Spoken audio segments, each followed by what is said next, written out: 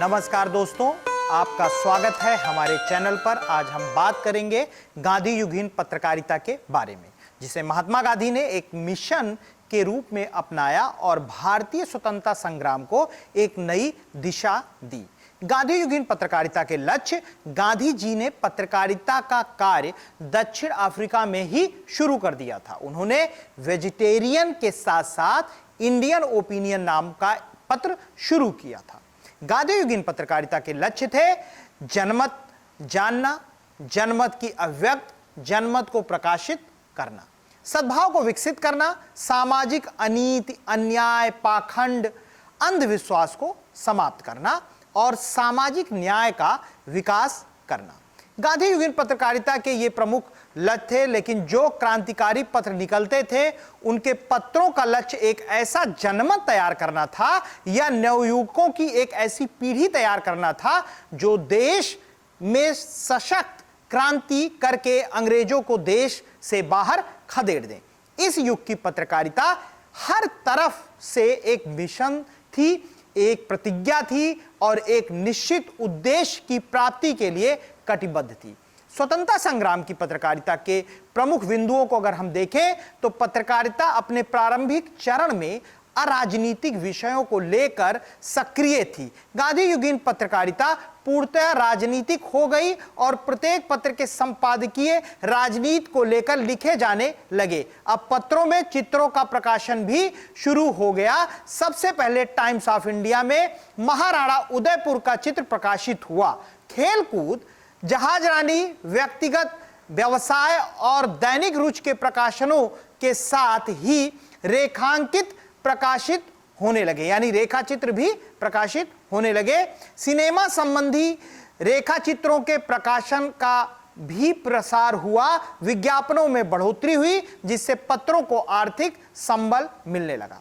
भारतीय समाचार समितियों की भी स्थापना हुई, जिससे भारतीय और विदेशी समाचारों में आदान प्रदान शुरू हो गया। और एक तरीके से देखें तो एक पहली व्यवस्था थी।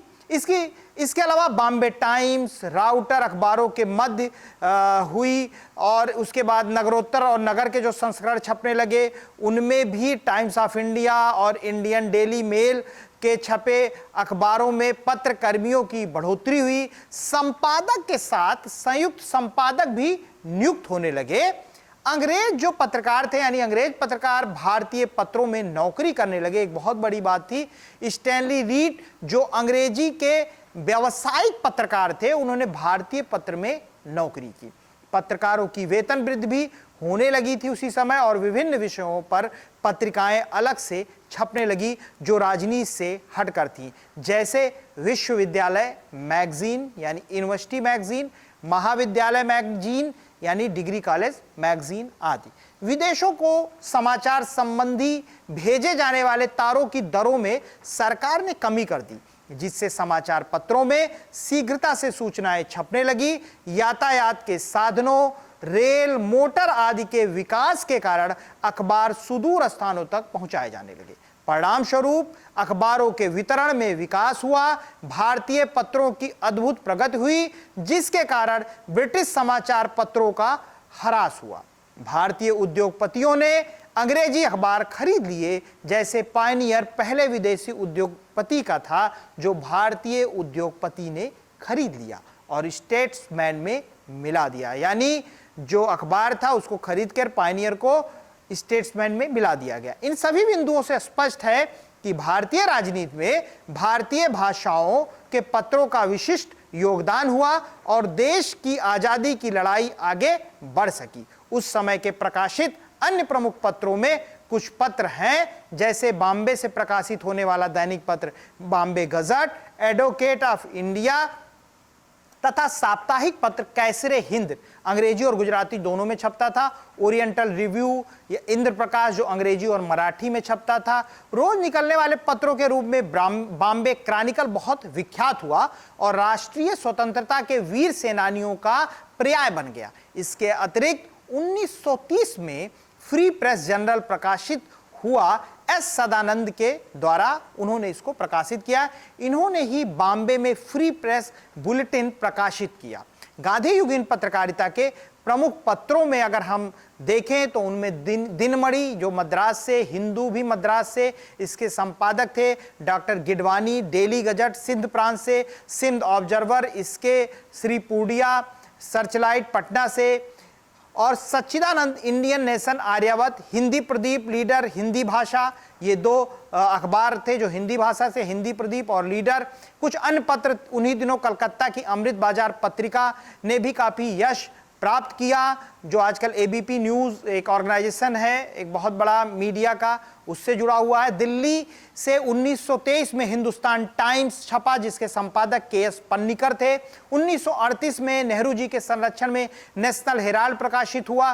कुछ अन्य पत्र भी उल्लेखनीय हैं जिनका स्वतंत्रता आंदोलन में महत्वपूर्ण योगदान रहा है, जैसे गणेश शंकर विद्यार्थी का प्रताप, माखनलाल चतुर्वेदी का कर्मवीर, स्वतंत्र, अर्जुन, वर्तमान, हिंदू पंच, सुधा, नवजीवन, यंग इंडिया। इन पत्रों की प्रमुख विशेषताएं अगर हम देखें तो सरकार की निर्मम नीतियों की आलोचना करना, सरकार द्वारा बनाए गए नए नए कानूनों की पूरी शक्ति के साथ विरोध करना।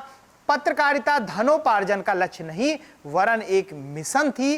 स्वतंत्रता और भारतीयों की आर्थिक स्थिति के लिए निरंतर प्रयास हो रहे थे। हिंदी को राष्ट्र साधना व भाषा के रूप में स्थापित करने का प्रयास चल रहा था। तो दोस्तों, ये था गांधी युगीन पत्रकारिता के बारे में। अगर आपको हमारा वीडियो पसंद आया हो तो इसे लाइक और शेयर करें और हमारे चैनल को सब्सक्राइब करना ना भूलें। अगले वीडियो में फिर मिलेंगे एक नई जानकारी के साथ। तब तक के लिए धन्यवाद। रोक दो, फिर शुरू।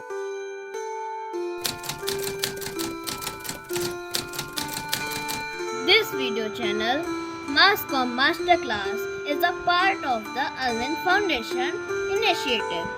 All income generated from this YouTube channel is dedicated to supporting the education of underprivileged children. By liking, sharing, and supporting this content, you have the power to change the lives of many children. Your contribution can make a significant difference. Thank you for your support.